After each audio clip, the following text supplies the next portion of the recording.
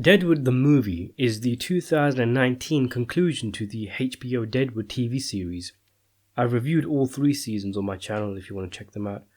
Directed by Daniel Minahan, the film is written by David Milch, creator of the original series. Milch by now was quite ill.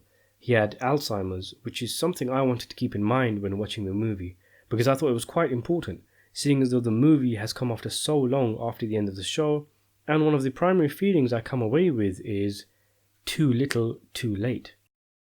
The original series, which was so good it could possibly have become the all-time great modern American TV series had it not been so short, ran for 3 seasons until it was unexpectedly cancelled by HBO and the story was never wrapped up. David Milch couldn't get another season to finish the story, which was left hanging at such an interesting point, and nor could he get a movie. I don't know how eventually the film got greenlit, but a chance at wrapping up the Deadwood story finally arrived with this movie, made 13 years after the end of the series. It's an hour and 50 minutes worth of Return to Deadwood. Not much, but something fans of the show have been clamouring for quite some time. With so much time having passed, and the fact that it's only a movie, I watched it with respected and measured expectations. I'm sure Milch has loads of ideas of how he wanted the series to continue and conclude, and ultimately had to settle on something that might not have been the apex of his creativity, especially with his failing health. And then you have to consider the difficulty of getting all the actors' schedules sorted out and giving their characters enough screen time each without coming off as a greatest hits compilation or something. The story is set 10 years after we left the camp.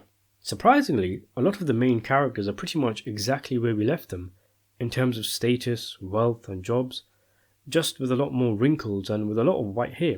Because everybody is in almost exactly the same place, and due to a lack of new faces, like say Al still only has Dan and Johnny as his number 2s, it does come off as a bit bizarre. It's like you're watching a direct continuation of the series, but everyone's been hit with an aging spell. Anyway, George Hurst, the towering villain of Season 3 and now a senator, returns to camp with Deadwood's statehood being declared, as does Alma Garrett, and with rather convenient timing, so does Calamity Jane, to round up the original characters. This of course stirs up emotions in the likes of Seth Bullock and Al Swearingen, but by now Swearingen is a shadow of his former self. He's lost his grip on Deadwood. He's old, he's dying, and he just can't keep up with the game anymore.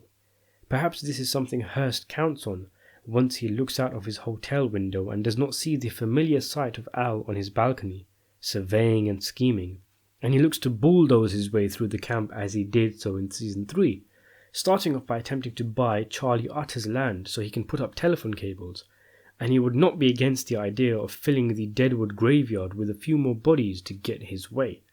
What he doesn't count on, however, is the elongated time between their last meeting not soothing and calming the rage of Sheriff Seth Bullock, but making it simmer and inflame.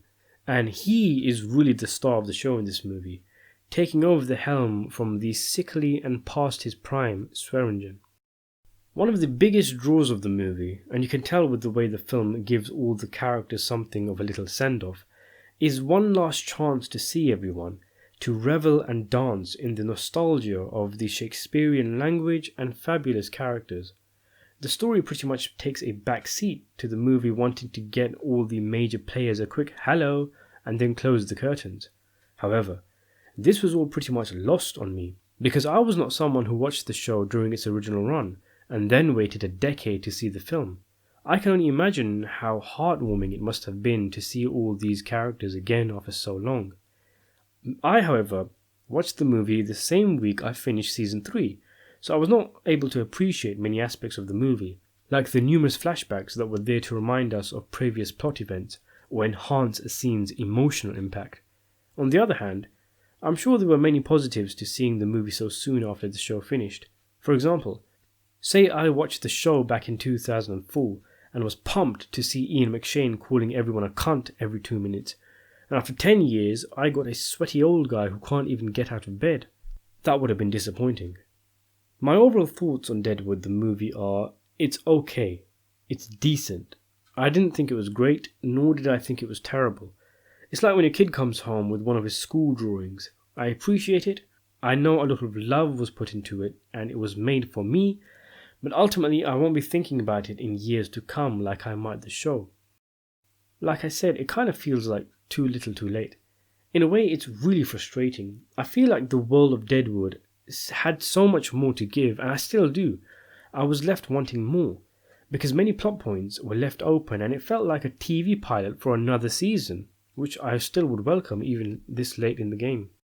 It does provide a send-off for its characters, not a major one, but measured, low-key, realistic, but that's all the movie pretty much does. It's a final salute, a tip of the hat to the characters, with some things even coming full circle all the way from the first episode. But what I was focused on was the story, and there really wasn't too much of it. The little we saw with Hearst and Bullock going at it with each other were the highlights of the movie. Ultimately though, it would be silly of me to expect a story to be properly picked up 10 years after the last run. Saying that though, I would rather they have greenlit another season, even now, rather than the movie, if not anything else just because I feel there's so much still more to explore in Deadwood, and the movie had the impossible task of reintroducing beloved characters and showing us where they all were, giving us a compelling story, and then providing the same characters with a decent send-off. On a more realistic level, I still think they could make another movie, a part 2 of this one. Deadwood the movie is not the continuation and conclusion of the Deadwood storylines. It is more of a deeply personal presentation of the journey of the characters. Things are wrapped up in terms of characters' journeys, but a lot is left hanging in terms of the story. Almost as if it was made in frustration and the filmmakers themselves are saying, hey guys, we really needed a full story to wrap this up. And who knows? I give it a 7 out of 10.